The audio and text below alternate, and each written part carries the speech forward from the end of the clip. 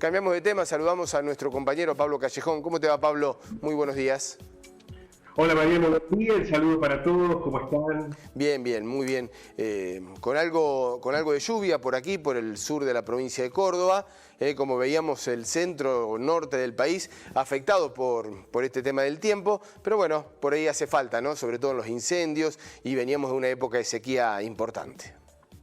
Sí, evidentemente, se necesitaba la lluvia, el impacto sobre el campo se hacía notar. El efecto de la niña va a transcurrir por lo menos hasta febrero, por lo cual vamos a tener que convivir con estas circunstancias. Pero bueno, lo que hemos traído, Mariano, es un informe de la Universidad Nacional de Avellaneda, Sí, que tiene que ver con la asignación universal por hijo, con algunos datos muy interesantes, realmente muy interesantes, sobre la evolución que tuvo este beneficio en la Argentina a 11 años de su aplicación, pero sobre todo algo que está vinculado con algunos prejuicios o algunas miradas que se tenían sobre la asignación universal por hijo y que han sido desmitificados a partir de este informe. Si te parece, podemos hacer este recorrido por algunas de las tramas para ir reconociéndolos. vamos. La asignación universal por hijo recuperó un 5,5% del poder adquisitivo perdido durante el gobierno de Mauricio Macri y derribó el mito de que los pagos mensuales de la asignación incentivan a tener más hijos. Esta idea de que se embarazan por un plan, ¿viste? Este prejuicio que se instaló en algunos sectores sociales. Esto lo reveló un informe de la Universidad de Avellaneda que hizo una descripción económica y también social sobre cómo se ha desarrollado la asignación universal por hijo en la Argentina. Vamos a la próxima trama. Según la universidad, la protección de niños, niñas y adolescentes evolucionó desde el 2009, cuando fueron sus inicios en la primera etapa. En aquel momento eran 3.200.000 niños, niñas y adolescentes, se pasó a 4.200.000 en el 2020. Se incorporó esa cantidad de niños y niñas que lograron tener una cobertura social.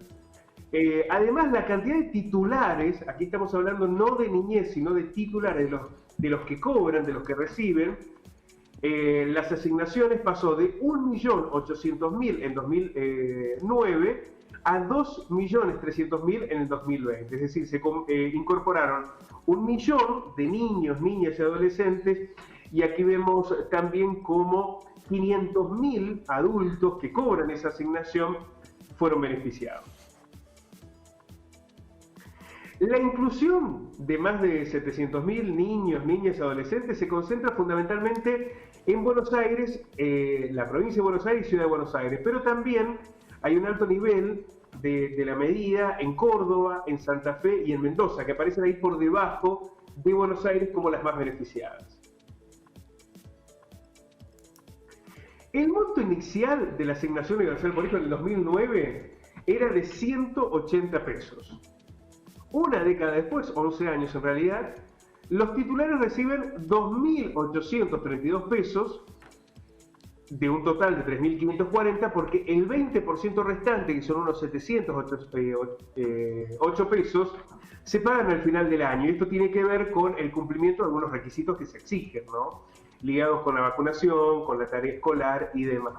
Pero esto, por un lado, es una referencia de la evolución que tuvo la asignación, y por el otro también de la inflación, Mariano, ¿no? En 11 años los montos han cambiado sustancialmente. Sí, han variado y mucho. Qué importante que es, ¿no? Esto de desmistificar muchas de estas circunstancias que se han dado a lo largo de estos años con la asignación universal por hijo.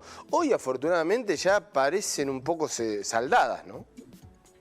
Sí, pero son importantes este tipo de informes, me parece a mí, para terminar de dar datos objetivos, que no sea una discusión de bar, ¿no? Que no sea una discusión de una charla de lo que me parece, sino que los datos objetivos permitan referenciar efectivamente... Pero por eso me parece que ha quedado desacreditada esas afirmaciones que se realizaban muchas veces.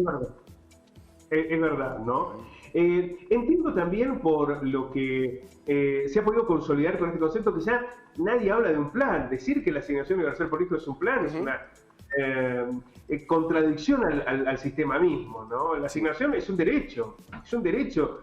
Así como los asalariados de manera formal reciben la asignación familiar para contención de sus hijos e hijas. Lo mismo sucede con aquellos que no tienen esa formalidad y que se logra sobre todo la contención de los niños y niñas, por lo cual aquí hay un derecho, no es un plan, no es un subsidio, no es un beneficio, es un derecho que tienen la niñez en la Argentina. Vamos a la próxima tabla.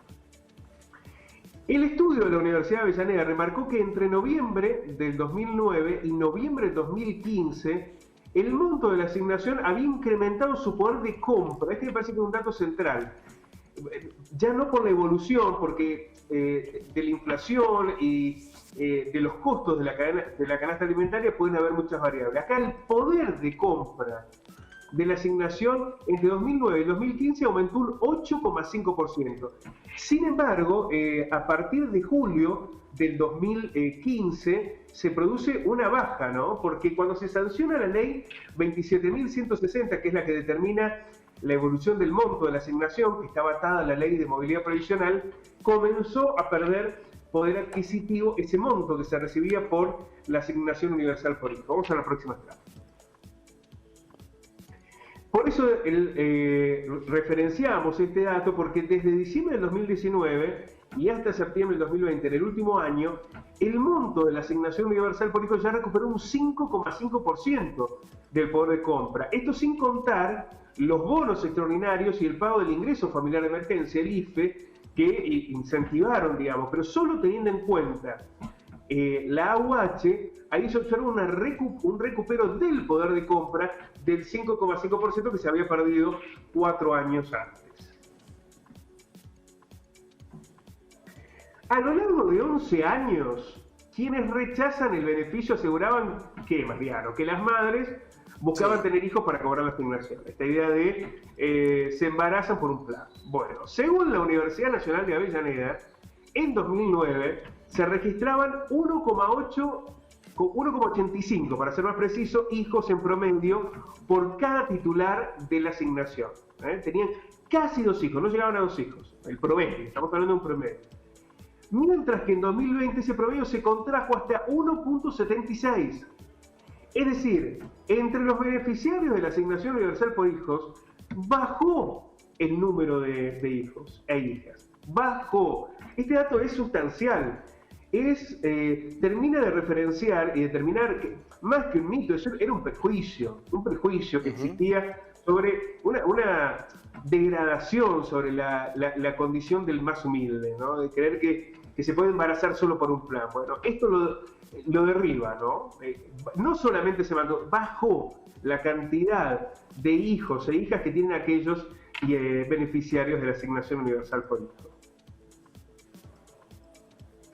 La asignación también mejoró las tasas de escolarización. Este es un dato central, ¿no? En 11 años. Sirvió como barrera de contención para evitar mayores deserciones escolares.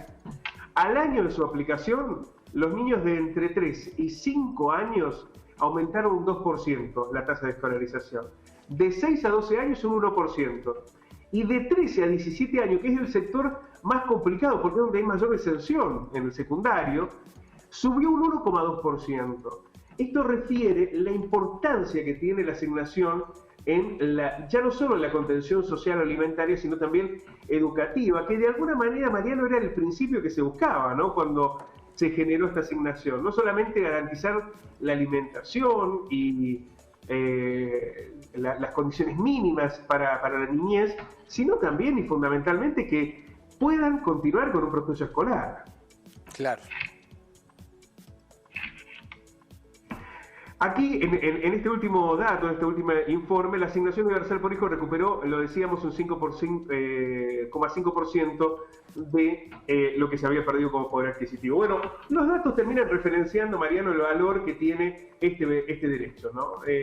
Cómo ha logrado derribar mitos, ha logrado generar contención, ha mejorado las condiciones escolares de la niñez, bueno, y también las de salubridad, porque se exige para obtener la asignación poder contar con todo el sistema de vacunación. Creo que es uno de los grandes aportes que ha logrado la Argentina y que no ha sido solamente elogiado aquí, sino fundamentalmente en el mundo.